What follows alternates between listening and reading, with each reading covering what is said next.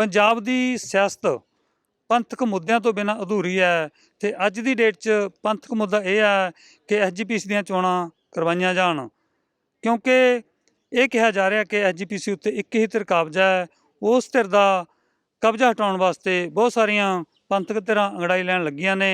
ਸਾਡੇ ਨਾਲ ਨੇ ਐਸਜੀਪੀਸੀ ਮੈਂਬਰ ਭਾਈ ਗੁਰਪ੍ਰੀਤ ਸਿੰਘ, ਜੋ ਐਸਜੀਪੀਸੀ ਦੇ ਵਿੱਚ ਵਿਰੋਧੀ ਧਿਰ ਦੇ ਆਗੂ ਵੀ ਨੇ। ਰੰਧਾਵਾ ਸਾਹਿਬ, ਕੀ ਲੱਗਦਾ ਤੁਹਾਨੂੰ, ਚੋਣਾਂ ਹੁਣ ਕਰਵਾਉਣ ਦੀ ਕਿਉਂ ਲੋੜ ਪਈ ਹੈ? ਦੇਖੋ ਜੀ, ਚੋਣਾਂ ਤਾਂ ਡੈਮੋਕ੍ਰੇਸੀ ਦਾ ਇੱਕ ਰਾਈਟ ਆ। ਵਿਧਾਨ ਸਭਾ ਦੀਆਂ 5 ਸਾਲ ਬਾਅਦ ਕਿਉਂ ਕਰਾਉਣ ਦੀ ਲੋੜ ਪੈਂਦੀ ਹੈ? ਮੈਂਬਰ ਪਾਰਲੀਮੈਂਟ ਦੀ ਚੋਣ ਜਿਹੜੀ ਆ ਉਹ ਕਰਾਉਣ ਦੀ ਕਿਉਂ ਲੋੜ ਪੈਂਦੀ ਹੈ? ਤੇ ਜੇ ਉਹ ਪੂਰੇ ਇਨ ਟਾਈਮ ਤੇ ਹੁੰਦੀਆਂ ਨੇ, ਇੱਕ ਵੀ ਦਿਨ ਉਹਦਾ ਅੱਗਾ ਪਿੱਛਾ ਨਹੀਂ ਹੁੰਦਾ, ਚੋਣ ਕਮਿਸ਼ਨ ਜਦੇ ਉਹਦੇ ਤੇ ਇਲੈਕਸ਼ਨ ਕੋਡ ਲਾ ਕੇ ਤਰੀਕਾ ਅਨਾਊਂਸ ਕਰ ਦਿੰਦਾ, ਤਾਂ ਫਿਰ ਸ਼੍ਰੋਮਣੀ ਕਮੇਟੀ ਲਈ ਇਹ ਕਾਨੂੰਨ ਕਿਉਂ ਨਹੀਂ ਹੈ?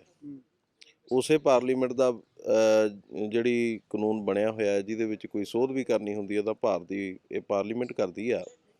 ਤਾਂ ਉਸ ਪਾਰਲੀਮੈਂਟ ਦੀ ਚੋਣ ਦੇ ਵਿੱਚ ਜਦੋਂ ਇੱਕ ਦਿਨ ਦਾ ਵਕਫਾ ਨਹੀਂ ਪੈਂਦਾ ਤਾਂ ਫਿਰ ਇਹ 12-12 ਸਾਲ, 15-15 ਸਾਲ, ਤਾਂ ਇਹ ਸਮਝ ਤੋਂ ਬਾਹਰ ਹੈ। ਅਤੇ ਹਰ ਸਿੱਖ ਇਹਦੀ ਚਿੰਤਾ ਵੀ ਕਰਦਾ ਔਰ ਇਹਦੀ ਮੰਗ ਵੀ ਕਰਦਾ ਕਿ ਪੂਰੇ 5 ਸਾਲ ਬਾਅਦ ਇਹਦੀ ਚੋਣ ਹੋ ਜਾਣੀ ਚਾਹੀਦੀ। ਔਰ ਬਲਕਿ ਜੇ ਇਹ ਟਾਈਮ ਸਿਰ ਚੋਣਾਂ ਹੁੰਦੀਆਂ ਰਹਿਣ ਤਾਂ ਮੈਨੂੰ ਲੱਗਦਾ ਕਿ ਸਿਸਟਮ ਵੀ ਜਿਹੜਾ ਇੰਨਾ ਖਰਾਬ ਨਾ ਹੋਵੇ, ਇੰਨਾ ਨਾ ਵਿਗੜੇ। ਚੋਣਾਂ ਪਹਿਲਾਂ ਕਦੋਂ ਹੋਈਆਂ ਸੀ ਤੁਹਾਡੇ ਜੇ ਧਿਆਨ 'ਚ ਹੋਵੇ, ਤੇ ਕਿੰਨਾ ਟਾਈਮ ਹੋ ਗਿਆ? ਪੈਂਡਿੰਗ ਮਤਲਬ ਕਦੋਂ ਤੋਂ ਪਈਆਂ? 2011 ਸਤੰਬਰ ਦੇ ਵਿੱਚ ਜਿਹੜਾ ਸਾਡਾ ਰਿਜ਼ਲਟ ਆਇਆ ਸੀਗਾ, ਅਤੇ ਹੁਣ ਆਲਮੋਸਟ ਤੁਸੀਂ ਦੇਖੋ ਵੀ 22 ਤੇ 11 ਸਾਲ ਹੋ ਗਏ। ਅਤੇ ਉਸ ਤੋਂ ਪਹਿਲਾਂ ਵੀ ਮੇਰਾ ਖਿਆਲ 2004 'ਚ ਹੋਈਆਂ ਸੀ, ਉਦੋਂ ਜਾਣੀ 7 ਸਾਲ ਬਾਅਦ ਹੋ ਗਈਆਂ ਸੀ।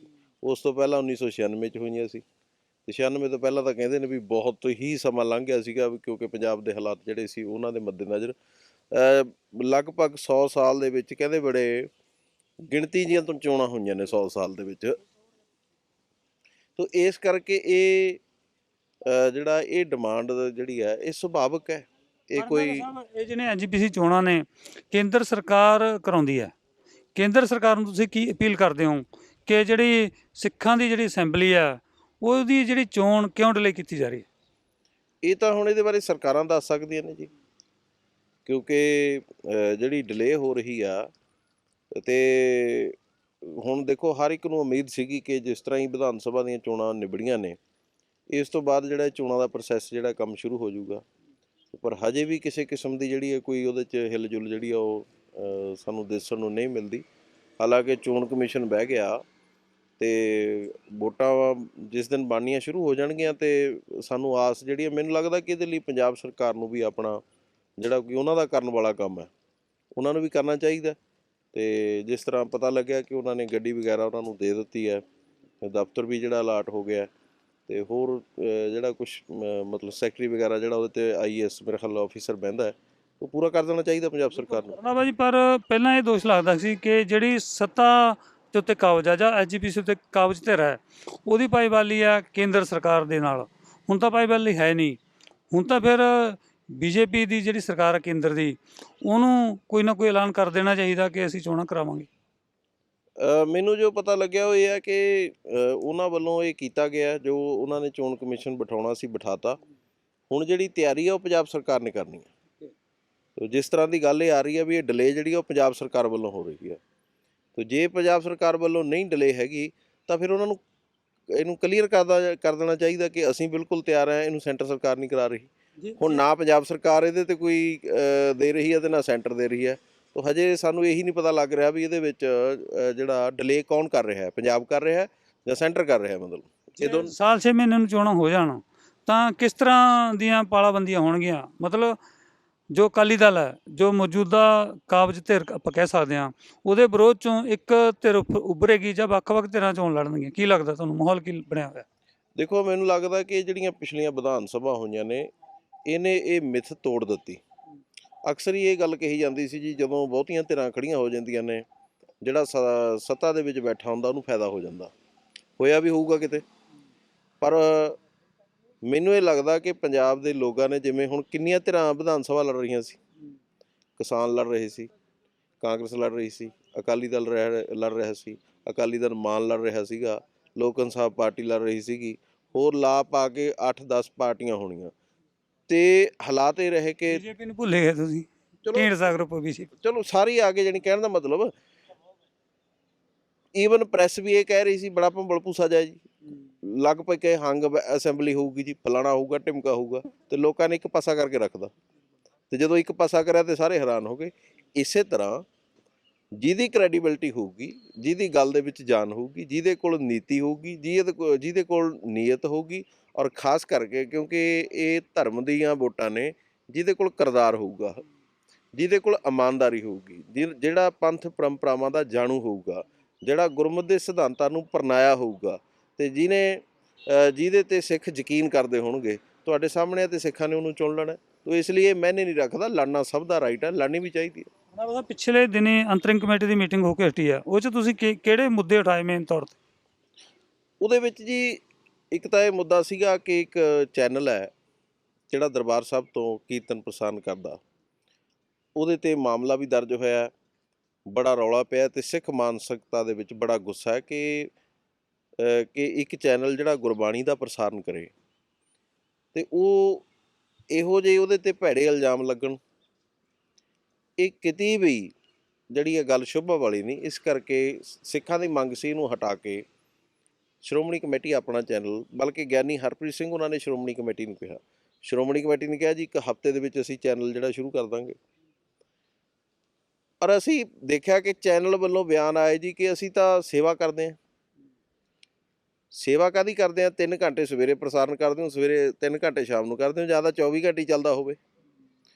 ਇਸ ਲਈ ਸ਼੍ਰੋਮਣੀ ਕਮੇਟੀ ਨੂੰ ਚਾਹੀਦਾ ਸੀ ਇਹੋ ਜਿਹਾ ਚੈਨਲ ਜਿਹਦੇ 'ਤੇ 24 ਘੰਟੇ ਹਰਿਮੰਦਰ ਸਾਹਿਬ ਦਾ ਕੀਰਤਨ ਜਿਹੜਾ ਜਿੰਨੀ ਦੇਰ ਤੱਕ ਵੀ ਹੋ ਰਿਹਾ ਉਹ ਪ੍ਰਸਾਰਣ ਹੋਵੇ। ਪਰ ਹੁਣ ਸ਼੍ਰੋਮਣੀ ਕਮੇਟੀ ਉਹ ਤੋਂ ਪੈਰ ਪਿੱਛੇ ਖਿੱਚਦੀ ਲੱਗ ਰਹੀ ਹੈ। ਉਹਦੇ ਕਾਰਨ ਕੀ ਹੈ ਕਿ ਜਿਹੜੇ ਚੈਨਲਾਂ ਦੇ ਮਾਲਕ ਨੇ ਸ਼ਾਇਦ ਉਹੀ ਇਹਨਾਂ ਦੇ ਮਾਲਕ ਨੇ। ਤੇ ਹੁਣ ਸ਼੍ਰੋਮਣੀ ਕਮੇਟੀ ਨੇ ਜਦੋਂ ਇਹ ਸਵਾਲ ਪੁੱਛਿਆ, ਇਹਦਾ ਉੱਤਰ ਤਾਂ ਕੀ ਦੇਣਾ ਸੀ, ਪਰ ਐਕਟੀ ਪ੍ਰੈਸ ਕਾਨਫਰੰਸ ਵੀ ਨਹੀਂ ਕੀਤੀ। ਅੰਮ੍ਰਿਤਸਰ ਸਾਹਿਬ ਦੀ ਪ੍ਰੈਸ ਨੂੰ ਵੀ ਦੂਰ ਰੱਖਿਆ, ਸਿਰਫ ਪ੍ਰੈਸ ਨੋਟ ਜਾਰੀ ਕਰ ਦਿੱਤਾ, ਕਿਉਂਕਿ ਇਹ ਸਵਾਲ ਦਾ ਜਵਾਬ ਸ਼੍ਰੋਮਣੀ ਕਮੇਟੀ ਕੀ ਦੇਵੇ। ਦੂਸਰਾ ਸੀ ਕਿ ਪਿਛਲੇ ਦਿਨੀ ਦਿੱਲੀ ਵਿੱਚ ਜਾ ਕੇ ਸ਼੍ਰੋਮਣੀ ਕਮੇਟੀ ਵੱਲੋਂ ਇਹ ਐਲਾਨ ਕੀਤਾ ਗਿਆ ਕਿ ਅਸੀਂ ਇੱਥੇ ਧਰਮ ਪ੍ਰਚਾਰ ਸ਼ੁਰੂ ਕਰਾਂਗੇ। ਮੈਂ ਸ਼੍ਰੋਮਣੀ ਕਮੇਟੀ ਦੇ ਜਿਹੜੇ ਮੌਜੂਦਾ ਪ੍ਰਧਾਨ ਨੇ ਸਰਦਾਰ ਹਰਜਿੰਦਰ ਸਿੰਘ ਧਾਮੀ, ਮੈਂ ਉਹਨਾਂ ਦੀ ਇੱਜ਼ਤ ਕਰਦਾ, ਸਨਮਾਨਯੋਗ ਨੇ, ਕਿਉਂਕਿ ਹਾਲੇ ਤੱਕ ਕੋਈ ਉਹਨਾਂ ਦੇ ਉੱਤੇ ਇਸ ਤਰ੍ਹਾਂ ਦੀ ਗੱਲ ਜਿਹੜੀ ਹੈ ਕੋਈ ਆਈ ਨਹੀਂ, ਔਰ ਨਿਤਨੇਮੀ ਇਨਸਾਨ ਆ। ਮੈਂ ਉਹਨਾਂ ਨੂੰ ਇਹ ਬੇਨਤੀ ਕਰੀ ਸੀ ਕਿ ਤੁਸੀਂ ਦੇਖੋ, ਸ਼੍ਰੋਮਣੀ ਕਮੇਟੀ ਜੇ ਇਹ ਕਹਿੰਦੀ ਹੈ ਕਿ ਦਿੱਲੀ ਦੇ ਵਿੱਚ ਪ੍ਰਚਾਰ ਦੀ ਲੋੜ ਆ, ਉੱਥੇ ਇੱਕ ਕਮੇਟੀ ਆ ਸ਼੍ਰੋਮਣੀ ਕਮੇਟੀ ਵਰਗੀ ਜਿਹੜੀ ਐਡਾ ਹੀ ਵੱਡਾ ਬਜਟ ਰੱਖਦੀ ਹੈ। ਸ਼੍ਰੋਮਣੀ ਕਮੇਟੀ ਇੱਕ ਵੱਡਾ ਭਰਾ ਹੈ। ਜੇ ਉਹਨਾਂ ਦੇ ਪ੍ਰਚਾਰ ਵਿੱਚ ਖੋਟ ਆ, ਤੁਸੀਂ ਇੱਥੇ ਐਗਜ਼ੈਕਟਿਵ ਦੀ ਮੀਟਿੰਗ ਬੁਲਾਓ ਤੇ ਮਤਾ ਪਾਸ ਕਰੋ, ਉੱਥੇ ਦੇ ਪ੍ਰਧਾਨ ਨੂੰ ਇੱਥੇ ਤਲਬ ਕਰੋ ਅੰਮ੍ਰਿਤਸਰ ਸਾਹਿਬ। ਹਰਮੀਤ ਸਿੰਘ ਕਾਲਕੇ ਨੂੰ ਵੀ ਭਾਈ ਤੇਰੇ 'ਚ ਖੋਟ ਆ, ਤੇਰੇ ਪ੍ਰਚਾਰ ਦੇ ਵਿੱਚ ਇਹ ਖੋਟ ਆ। ਉਸ ਤੋਂ ਇਲਾਵਾ ਇੱਕ ਪਾਸੇ 10-12 ਸਾਲ ਤੋਂ ਉਹੀ ਲੀਡਰਸ਼ਿਪ ਕਾਬਜ਼ ਰਹੀ ਹੈ ਦਿੱਲੀ ਤੇ, ਜਿਹੜੀ ਅੱਜ ਪੰਜਾਬ ਦੇ ਵਿੱਚ ਕਾਬਜ਼ ਹੈ। ਹੁਣ ਉਹ 2 ਮਹੀਨੇ ਪਹਿਲਾਂ ਤੁਹਾਡੇ ਨਾਲ ਤੋੜੋ ਵਿਛੋੜਾ ਕਰਕੇ ਗਏ ਨੇ। ਹੁਣ 2 ਮਹੀਨੇ ਦੇ ਵਿੱਚ ਹੀ ਉੱਥੇ ਪ੍ਰਚਾਰ ਦਾ ਜਿਹੜਾ ਨਾਸ ਹੋ ਗਿਆ, ਤੇ 12 ਸਾਲ ਵਾਲਿਆਂ ਦੇ ਸਵਾਲ ਕੋਈ ਨਹੀਂ ਹੋਊਗਾ। ਤੋ ਇਸ ਲਈ ਵੀ ਇਹ ਗੱਲ ਜਿਹੜੀ ਆ ਤੁਹਾਡੀ ਇਸ ਵਕਤ 'ਚ ਸੱਚਾਈ ਹੈ ਕਿ ਭਾਈ ਹਰਜਿੰਦਰ ਸਿੰਘ ਦਾ ਸਨਮਾਨ ਵਿਰੋਧੀ ਵੀ ਕਰਦੇ ਨੇ। ਬਿਲਕੁਲ ਕਰਦੇ ਨੇ, ਪਰ ਫੈਸਲਾ ਫਿਰ ਕੀ ਹੋਇਆ? ਗੱਲ ਵਿੱਚ ਰਹਿ ਗਈ। ਮੈਂ ਉਹਨਾਂ ਨੂੰ ਕਿਹਾ ਵੀ ਤੁਹਾਡਾ ਸਤਿਕਾਰ ਹਰੇਕ ਕਰਦਾ, ਇਸ ਕਰਕੇ ਤੁਸੀਂ ਇੱਕ ਪਰਿਵਾਰ ਜਿਹਦੀ ਸਿਆਸੀ ਜ਼ਮੀਨ ਖੁੱਸ ਗਈ, ਜਾਂ ਇੱਕ ਸਿਆਸੀ ਦਲ ਜਿਹਨੂੰ ਉੱਥੇ ਬੈਠਣ ਨੂੰ ਅੱਜ ਕਮਰਾ ਵੀ ਨਾ ਰਿਹਾ, ਦਲ ਤਾਂ ਉਹਦਾ ਸਾਰਾ ਹੋ ਗਿਆ, ਉਹਦੇ ਲਈ ਤੁਸੀਂ ਆਪਣਾ ਮੋਢਾ ਨਾ ਦਿਓ। ਹੁਣ ਤੁਸੀਂ ਧਾਰਮਿਕ ਹਸਤੀ ਦੇ ਤੌਰ 'ਤੇ ਪ੍ਰਚਾਰ ਕਰੋ। ਫਿਰ ਦੂਸਰੀ ਗੱਲ ਆ, ਮਾਝਾ ਈਸਾਈਜ਼ਮ ਨੇ ਸਾਡੇ ਗਰੀਬ ਸਿੱਖਾਂ ਦੇ ਉੱਤੇ ਕਿੱਡਾ ਵੱਡਾ ਉੱਥੇ ਨਾਗਬਲ ਪਾ ਲਿਆ।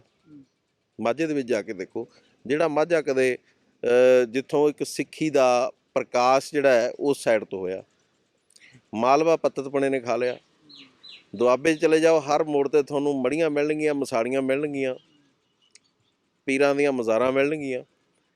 ਜਦ ਇੱਥੇ ਹੀ ਐਡਾ ਕੁਛ ਕਰਨ ਵਾਲਾ ਪਿਆ ਹੈ, ਤਾਂ ਅਸੀਂ ਚੱਕ ਕੇ ਚਲੇ ਗਏ ਆਪਣਾ ਉੱਥੇ ਨੂੰ ਦਿੱਲੀ ਨੂੰ। ਇਹ ਗੱਲ ਫੱਬਦੀ ਨਹੀਂ। ਜਾਂ ਤਾਂ ਤੁਹਾਡਾ ਆਪਣਾ ਘਰ ਬਿਲਕੁਲ ਠੀਕ ਹੋਵੇ, ਇੱਥੇ ਦੀ ਮਿਸਾਲ ਉੱਥੇ ਦੇ ਸਿੱਖਾਂ ਨੂੰ ਜਾ ਕੇ ਤੁਸੀਂ ਦਿਓ। ਹੁਣ ਹੋ ਕੀ ਰਿਹਾ? ਇਹ ਦਿੱਲੀ 'ਚ ਜਾ ਕੇ ਇਹਨਾਂ ਨੇ ਕਿਹਾ ਵੀ ਅਸੀਂ ਪ੍ਰਚਾਰ ਕਰਾਂਗੇ, ਉਹਨਾਂ ਨੇ ਅੱਗੋਂ ਕੀ ਕਿਹਾ ਵੀ ਪਹਿਲਾਂ ਆਪਣਾ ਘਰ ਤਾਂ ਠੀਕ ਕਰ ਲਓ। ਤਾਂ ਇਸ ਲਈ ਸ਼੍ਰੋਮਣੀ ਕਮੇਟੀ ਨੂੰ ਖਾਸ ਕਰਕੇ ਇਹੋ ਜਿਹੇ ਮੁੱਦਿਆਂ 'ਤੇ ਕੰਟਰੋਵਰਸੀਆਂ ਤਾਂ ਪਹਿਲਾਂ ਹੀ ਬਹੁਤ ਨੇ, ਨਵੀਆਂ ਨਹੀਂ ਛੇੜਨੀਆਂ ਚਾਹੀਦੀਆਂ। ਅਤੇ ਜੇ ਇਸ ਤਰ੍ਹਾਂ ਦੇ ਮਿਸ਼ਨ ਸਪੈਸ਼ਲੀ ਤੋਰਨੇ ਨੇ, ਫਿਰ ਯੂਪੀ ਲਈ ਕਿਉਂ ਨਹੀਂ, ਫਿਰ ਰਾਜਸਥਾਨ ਲਈ ਕਿਉਂ ਨਹੀਂ, ਹਿਮਾਚਲ ਲਈ ਕਿਉਂ ਨਹੀਂ, ਉੱਤਰਾਖੰਡ ਲਈ ਕਿਉਂ ਨਹੀਂ? ਅਤੇ ਮਿਸ਼ਨ ਤਾਂ ਸਾਰੀ ਜਗ੍ਹਾ ਹੀ ਖੋਲ੍ਹੇ ਹੋਏ ਨੇ। ਤਾਂ ਇਹ ਪਹਿਲਾਂ ਲਾਕਡਾਊਨ ਵੇਲੇ ਜਿਹੜੇ ਸਕੂਲਾਂ ਦੇ ਜਿਹੜੇ ਮੁਲਾਜ਼ਮ ਸੀ, ਅਧਿਆਪਕ ਸੀ, ਤਨਖਾਹਾਂ 'ਤੇ ਕੱਟ ਲੱਗੇ ਸੀਗੇ। ਬਹੁਤ ਸਾਰੇ ਜਿਹੜੇ ਗ੍ਰੰਥੀ ਸਿੰਘ ਸੀਗੇ ਗੁਰਦੁਆਰਿਆਂ 'ਚ ਰਹਿੰਦੇ ਸੀ, ਕਿਉਂਕਿ ਪ੍ਰਕਾਸ਼ ਮਹਾਰਾਜ ਦੇ ਬੰਦ ਹੋ ਗਏ ਸੀ ਹੁਣੇ ਕੁਛ ਟਾਈਮ ਵਾਸਤੇ, ਉਹ ਭੁੱਖੇ ਮਰਦੇ ਸੀ। ਉਹਨਾਂ ਵਾਸਤੇ ਬਿਹਤਰੀ ਲਈ ਕੁਛ ਐਜੂਕੇਸ਼ਨ ਨੂੰ ਕਰਨਾ ਚਾਹੀਦਾ, ਕਿਉਂਕਿ ਉਹ ਵੀ ਤਾਂ ਗੁਰਬਾਣੀ ਦਾ ਪ੍ਰਚਾਰ ਕਰ ਰਹੇ ਨੇ। ਬਹੁਤ ਸਾਰੀਆਂ ਖਬਰਾਂ ਆਉਂਦੀਆਂ ਨੇ, ਇੱਕ ਦੋ ਤਾਂ ਸੁਸਾਈਡ ਵੀ ਕਰ ਗਏ ਵਿਚਾਰੇ ਗ੍ਰੰਥੀ ਸਿੰਘ। ਦੇਖੋ, ਇਹ ਤਾਂ ਮੰਦਭਾਗੀ ਹੈ। ਇਹਦੇ ਲਈ ਮੈਂ ਸਮਝਦਾ ਕਿ ਜੇ ਆਪਾਂ ਨਿਰਾਪੁਰਾ ਸ਼੍ਰੋਮਣੀ ਕਮੇਟੀ ਨੂੰ ਵੀ ਜ਼ਿੰਮੇਵਾਰੀ ਦੇਈ, ਕਿਉਂਕਿ 12,000 ਪਿੰਡ ਆ। ਜੇ ਤਾਂ ਸ਼੍ਰੋਮਣੀ ਕਮੇਟੀ ਦੇ ਗ੍ਰੰਥੀ ਸਿੰਘਾਂ ਦੀ ਗੱਲ ਆ, ਉਹ ਇੱਕ ਵੱਖਰਾ ਵਿਸ਼ਾ। ਇੱਕ ਹੈਗੇ ਪਿੰਡਾਂ ਦੇ ਗ੍ਰੰਥੀ ਸਿੰਘ, ਅਤੇ ਇੱਕ ਪਿੰਡ ਦੇ ਵਿੱਚ ਜੇ 3000 ਵੋਟ ਆ ਅਤੇ ਉੱਥੇ 5000 ਬੰਦਾ ਰਹਿੰਦਾ, ਅਤੇ ਜੇ ਉੱਥੇ ਦਾ ਗ੍ਰੰਥੀ ਸਿੰਘ ਇਸ ਤਰੀਕੇ ਦੇ ਨਾਲ ਉਹ ਸੁਸਾਈਡ ਕਰ ਰਿਹਾ ਹੈ ਜਾਂ ਉਹ ਤਕਲੀਫ ਦੇ ਵਿੱਚ ਆ, ਫਿਰ ਉਹਦੇ ਲਈ ਜ਼ਿੰਮੇਵਾਰੀ ਸ਼੍ਰੋਮਣੀ ਕਮੇਟੀ ਦੀ ਨਹੀਂ ਹੈਗੀ, ਉਹਦੇ ਲਈ ਜ਼ਿੰਮੇਵਾਰ ਉਹ ਪਿੰਡ ਆ। ਜਿਹੜਾ 5000 ਬੰਦਾ ਇੱਕ ਗ੍ਰੰਥੀ ਨਹੀਂ ਸਾਂਭ ਸਕਦਾ, ਤਾਂ ਸ਼੍ਰੋਮਣੀ ਕਮੇਟੀ ਅੰਮ੍ਰਿਤਸਰੋਂ ਆ ਕੇ ਉਹਨੂੰ ਕਿਵੇਂ ਸਾਂਭ ਲੂਗੀ? ਇਸ ਲਈ ਨਿਰਾਪੁਰਾ ਹਰ ਗੱਲ ਲਈ ਮੈਂ ਸਮਝਦਾ ਕਿ ਅਸੀਂ ਸੰਸਥਾ ਨੂੰ ਨਹੀਂ ਕਟਹਿਰੇ ਵਿੱਚ ਖੜ੍ਹਾ ਕਰ ਸਕਦੇ, ਅਤੇ ਕਿਤੇ ਕਿਤੇ ਮਤਲਬ ਜਿਹੜਾ ਹੈਗਾ ਸਾਨੂੰ ਆਪ ਵੀ ਖੜ੍ਹੇ ਹੋਣੇ ਪੈ ਜਾਂਦਾ। ਤੋ ਇਹ ਗ੍ਰੰਥੀ ਸਿੰਘਾਂ ਦੇ ਪਰਿਵਾਰ ਦੀ ਸੰਭਾਲ, ਗ੍ਰੰਥੀ ਸਿੰਘਾਂ ਦੀ ਬਿਹਤਰੀ ਲਈ ਮੈਨੂੰ ਲੱਗਦਾ ਕਿ ਹਰ ਇੱਕ ਨਗਰ ਨੂੰ ਉਹਨਾਂ ਦੇ ਬੱਚਿਆਂ ਦੀ ਪੜ੍ਹਾਈ ਦਾ ਇੰਤਜ਼ਾਮ, ਉਹਨਾਂ ਦੇ ਰੋਟੀ ਕੱਪੜੇ ਦਾ, ਇਹ ਜ਼ਰੂਰ ਕਰਨਾ ਚਾਹੀਦਾ। ਜਿਹੜੇ ਸਕੂਲਾਂ ਕਾਲਜਾਂ ਵਾਲੀ ਜਿਹੜੀ ਪੋਜੀਸ਼ਨ ਸੀ, ਕਾਫੀ ਗੜਬੜ ਆ ਗਈ ਸੀ, ਹੁਣ ਕੀ ਪੋਜੀਸ਼ਨ ਹੈ? ਦੇਖੋ, ਉਹ ਬਿਲਕੁਲ ਤੁਹਾਡਾ ਸਵਾਲ ਦਰੁਸਤ ਹੈ।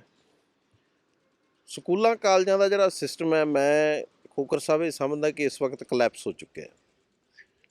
ਇੱਕ ਤਾਂ ਕਦੇ ਅਸੀਂ ਉਹ ਜ਼ਮਾਨਾ ਦੇਖਿਆ ਕਿ ਲੋਕ ਲੁਧਿਆਣੇ ਤੋਂ ਅੰਮ੍ਰਿਤਸਰੋਂ ਆ ਕੇ ਸਾਡੇ ਕੋਲ ਆ ਕੇ ਅਪਰੋਚ ਕਰਦੇ ਸੀ ਕਿ ਸਾਡੇ ਨਿਆਣੇ ਨੂੰ ਬਾਬਾ ਬੰਦਾ ਸਿੰਘ ਇੰਜੀਨੀਅਰਿੰਗ ਕਾਲਜ ਦੇ ਵਿੱਚ ਐਡਮਿਸ਼ਨ ਮਿਲ ਜਾਵੇ।